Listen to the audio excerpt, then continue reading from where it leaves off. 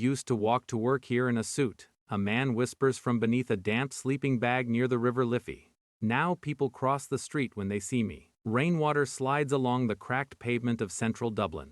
The air smells like cold concrete, cigarette smoke, diesel exhaust, and wet cardboard left out too long.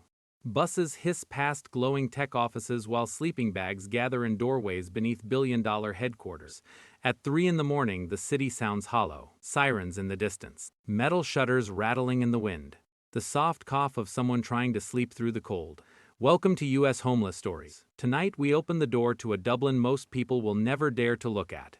According to the Irish Department of Housing, more than 15,000 people were recorded as homeless nationwide in 2025, the highest number in the country's history, with thousands concentrated around Dublin's streets and emergency accommodations. But behind every number is a face, a history, a name the data never bothered to record. This city became one of Europe's great tech capitals. Glass towers rose beside Georgian brick. Wealth flooded in. Rents followed. Entire neighborhood, Shang, slowly changed shape until the people who once lived there could no longer afford to remain.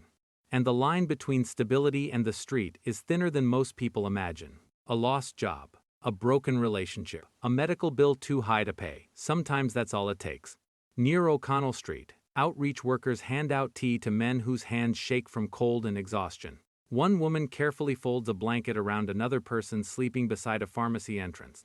Tiny acts of quiet defiance against a city drifting toward emotional freefall. Stay with this story until the end, because what you're about to see is not just hardship or statistics, it's a mirror held up to all of us. Have you ever walked past someone sleeping outside and wondered how close your own life might be to unraveling the same way? If this story moves you, subscribe to U.S. Homeless Stories so we can keep giving voice to those who deserve to be heard. But the housing collapse is only the beginning.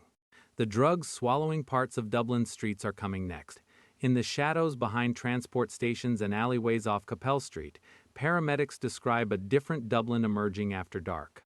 Not loud chaos. Jang. Something quieter, slower. Bodies folding into themselves against walls, eyes half open, skin turning pale beneath streetlights.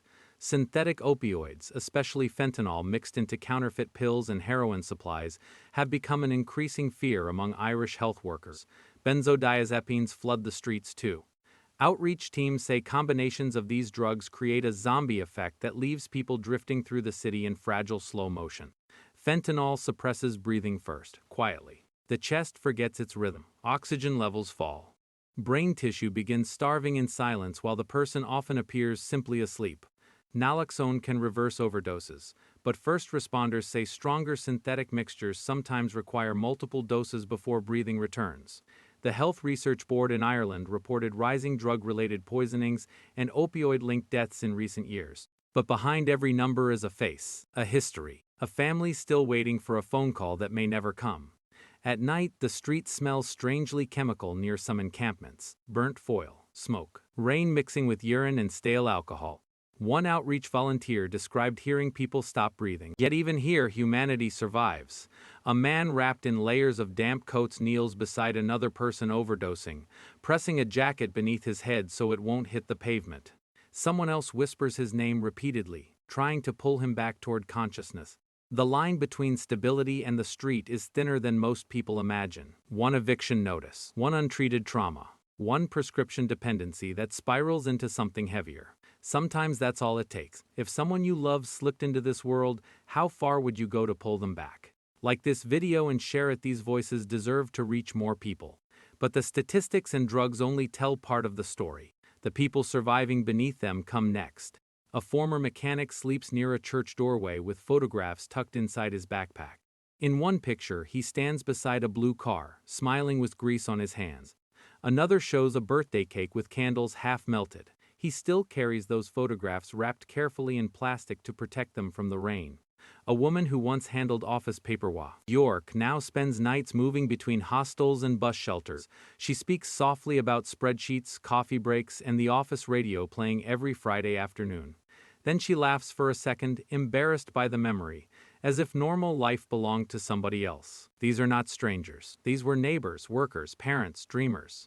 The Simon Community and Dublin Region Homeless Executive reported increasing numbers of Employed people entering emergency accommodation as rents climbed beyond reachable limits. But behind every number is a face, a history, a name the data never bothered to record. Near the canal, two men share instant noodles heated over a small camping stove. One gives the other the larger portion without discussion. Quiet generosity survives even where almost everything else has been erased. There is exhaustion here, but also endurance. A younger man explains how he lost housing after months waiting for mental health support following a family tragedy. The depression came first, then missed work, then unpaid rent. Addiction followed later like a shadow attaching itself to grief already too heavy to carry. It could be you. One bad season, one moment when EF stops bending and finally breaks. What would you hold on to if your entire life had to fit inside one backpack? If you believe these stories deserve to be told, don't leave without subscribing. Because the deeper question is not only who fell into homelessness, but what pushed so many people toward the edge in the first place. Dublin became one of Europe's fastest-growing tech economies. Salaries rose for some. Property values exploded. Entire districts transformed almost overnight. Cafes filled with remote workers while longtime residents watched rents climb beyond survival. The Residential Tenancies Board recorded thousands of tenancy terminations across Ireland during the housing crisis years, while daft.ie rental reports repeatedly showed Dublin rents reaching historic highs in 2024 and 2025. But behind every number is a face, a history, a name the data never bothered to record. A single room now costs more than many full-time workers can manage alone. Families double up in overcrowded apartments. Others quietly disappear into emergency accommodation systems already stretched beyond capacity. It's not always about bad choices. Sometimes it's about systems that give no second chances. Post-pandemic protections faded. Housing supply lagged behind population growth. Addiction services became waitlisted. Mental health appointments stretched into months. Displacement became emotional before it became physical. People stopped feeling anchored long before they lost their address. Near Grand Canal Dock, gleaming offices reflect against puddles where people sleep beneath blankets. The contrast feels almost unreal. Wealth and abandonment existing side by side like parallel cities sharing the same streets but never touching. Still, small acts of compassion remain. A bakery worker leaves unsold bread near a sleeping site every night before closing. No cameras, no speeches, just quiet persistence. If your city looked like this tomorrow, who do you believe should carry responsibility for stopping the collapse? Share your thoughts below. I want to hear your perspective. But the emotional and physical cost of surviving these streets becomes even harder to ignore in the next chapter. By 4 in the morning, Dublin's streets feel colder than the temperature itself. The damp enters blankets, shoes, bones. Sleep becomes fragmented survival. Sirens wake people. Street side jang weepers move them. Rain forces constant movement because remaining still too long means soaking through everything you own. Around parts of Talbot Street and the Quays, outreach workers describe visible infections worsening among people unable to access consistent treatment. Untreated wounds swell beneath layers of wet clothing. Cellulitis spreads through cracked skin. Respiratory illness moves quickly through crowded emergency shelters. The HSE and homelessness charities warned repeatedly about rising pressure on emergency medical services connected to rough sleeping and addiction-related illness. But behind every number is a face, a history, a body still fighting to survive. Loneliness may be the deepest wound here. One man explains he sometimes walks all night simply to hear human voices near late-night shops. Another says the silence inside temporary accommodation feels heavier than sleeping outside because nobody speaks to each other anymore. This is the part most cities try not to see. The flesh-eating exhaustion of survival. The emotional apocalypse of feeling invisible while surrounded by thousands of people every day. And yet hope still flickers. Outside a shelter entrance. Young. A volunteer remembers nearly every resident by name, not case numbers, not bed assignments, names. People straighten slightly when they hear themselves recognized. Stay with this story until the end, because what you're about to see is not just a neighborhood in collapse, it's a warning about how fragile modern life has become. When was the last time someone truly looked at you and remembered your name? Drop a comment below. What part of this story hit you hardest? Because next comes the question many people keep asking here. Where did all the government money go? Irish authorities launched multiple homelessness responses across recent years. Housing First expanded nationally. Dublin Region Homeless Executive increased emergency accommodation spending. The government pledged billions through Housing for All, promising tens of thousands of new homes by the decade's end. But on these streets, progress often feels invisible. Officials speak about units delivered and future targets, while outreach workers describe shelters operating near capacity night after night. Treatment programs remain waitlisted. Mental health services remain overstretched. Some people cycle between hospitals, addiction clinics, and the pavement itself. The Department of Housing reported record state spending on homelessness services in 2025. But behind every number is a face, a history, a person still waiting for stable housing tonight. Near Connolly Station, a man shrugs when asked about official plans. "I've filled out forms for months," he says quietly.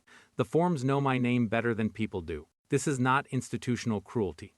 It is institutional inadequacy. Systems moving too slowly against emergencies moving too fast. The line between stability and the street is thinner than most people imagine. Rent increases, trauma, isolation. One moment when support arrives too late. Sometimes that's all it takes. Still, there are workers inside these systems refusing to give up. Outreach nurses checking wounds in freezing rain. Case managers calling shelters long after shifts end. Small embers of humanity surviving inside exhausted institutions. How do you measure accountability when billions are spent but so many people remain outside looking in? How do you feel when you see governments spend millions but change so little on the ground? Tell me below. Because despite everything, there are still people in Dublin refusing to let compassion disappear. Every crisis has its witnesses, but some become helpers too. Organizations like Focus Ireland, the Simon Community, and the Peter MC Very Trust continue moving through Dublin every day carrying food, blankets, wound supplies, naloxone kits, and sometimes simply conversation. Conversation matters more than most people realize. A volunteer kneels beside a man trembling from withdrawal and asks about his childhood football team. For 10 minutes, the streets disappear. He becomes someone remembered again instead of someone erased. One former rough sleeper now helps distribute sleeping bags near the same bridge where he once spent winters himself. Recovery did not arrive all at once. It came thread by thread. Detox, relapse, another attempt, then another. Quiet defiance against a city that nearly swallowed him whole. The Dublin Simon Community reported thousands seeking support services annually as homelessness numbers continued climbing. But behind every number is a face, a history, a person still breathing, still human. Hope here does not look cinematic. It looks tired, understaffed, rain-soaked, but it refuses to die. Compassion survives because ordinary people keep showing up after the cameras leave. If someone in your own neighborhood was slowly disappearing into homelessness, would you notice before it was too late? If these stories move you, be part of the change. Subscribe to US Homeless Stories, because before we leave Dublin, there's one final truth this city forced me to confront about homelessness and about myself. When I left Dublin, the rain had finally stopped. Morning light touched the River Liffey while commuters hurried toward offices carrying coffee cups and laptop bags.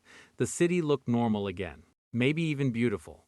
But once you walk these streets long enough, you start seeing the invisible layer beneath everything else. You notice sleeping bags before architecture.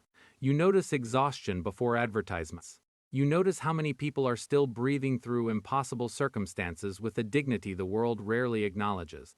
The difference between me and the people I met here is not intelligence, not morality, not strength. It is circumstance, timing. Luck fragile enough to disappear faster than most of us want to admit. The line between stability and E Street is thinner than most people imagine. Ireland's housing crisis, addiction crisis, and mental health crisis are not separate stories anymore. In Dublin, they overlap block by block until entire lives become swallowed by systems too overwhelmed to respond in time. And yet I keep thinking about the volunteer who remembered everyone's names, the shared noodles beside the canal, the blanket carefully wrapped around a stranger sleeping in the rain. Humanity survives here, quietly, stubbornly. If this documentary stayed with you, take one small step after this video ends. Talk about homelessness differently. Support organizations doing real work. Learn someone's name. Refuse to look away. And if you want more stories that witness these realities with honesty and compassion, subscribe to US Homeless Stories, like this video, share it with someone who needs to see it, and leave your thoughts below. Every comment helps these stories travel further. Every share helps more people understand that homelessness is not an abstract issue happening somewhere else. It is human, fragile, Close. For everyone sleeping outside tonight in Dublin and around the world, may warmth find you. May safety, UE find you. May someone remember your name tomorrow morning. What will your first step toward hope be?